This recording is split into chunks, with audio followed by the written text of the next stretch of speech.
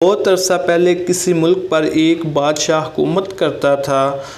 बादशाह की एक बेटी थी जिसका नाम मैरी गोल्ड था। बादशाह के पास इतना सोना था जितना कि दुनिया में किसी भी और बादशाह के पास नहीं था। उसके किले का एक कमरा सोने के सिक्कों से भरा हुआ था। बादशाह अब सोने का इतना शुदाई हो चुका था कि उसे ये सोना दुनिया की हर चीज़ से ज़्यादा अजीज़ था। एक दिन जब वो अपने सोने से भरे हुए कमरे में बैठे सोने के सिक्के गिन रहा था तो अचानक कमरे में एक परी नमूदार हुई। परी ने कहा, बादशाह, अगर मैं तुम्हारी कोई एक ख्वाहिश पूरी करने का वादा करूं तो तुम क्या मांगोगे? बादशाह ने कहा, मैं चाहूँगा कि मैं जिस चीज़ को भी हाथ लगाऊं वो सोने में तब्दील हो जाए। परी ने कहा, तुम्हारी ख्वाहिश पूरी होगी। कल सुबह सूरज तुलू होते ही तुम जिस भी चीज़ को ज़रा सा भी छू दोगे वो सोने में तब्दील हो जाएगी। लेकिन मैं तुम्हें खबरदार करती हूँ कि ये तोहफ़ा तुम्हारे लिए खुशकुन साबित नहीं होगा। ये कहकर परी गायब होगी।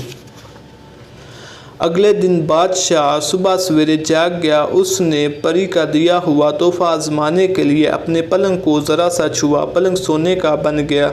उसने कुर्सी और मेज़ को छुआ। फ़ौरन ही ये दोनों चीज़ें भी हालत सोने की बन गईं।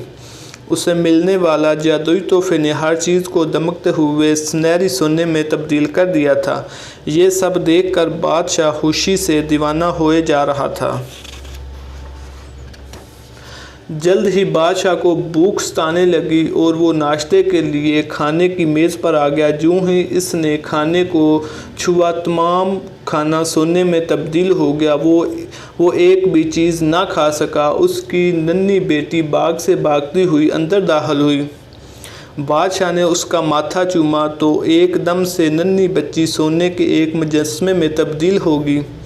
बादशाह ने रोते हुए परी को पुकारा। अगले ही लम्हे परी बादशाह के सामने खड़ी थी। बादशाह उसे देखकर गिड़गिड़ाने लगा, मुझसे मेरा सारा सोना ले लो मगर मुझे सिर्फ मेरी बेटी दे दो। परी बोली, अपने बाग में बने चश्मे से पानी लो और उन चीज़ों पर छिड़क दो जिन्हें तुमने छुआ है। बादशाह ने बर्तन में पानी भरा और पहले अपनी प्यारी बेटी पर छिड़का। वो फ़ौरन पहले वाली मैरी गोल्ड बन गई। फिर बादशाह ने सोने की चीज़ों पर पानी छिड़का और वो भी असली हालत में बदल गई। अब उसका सोने के हसूल का तमाम लालच ख़त्म हो चुका था।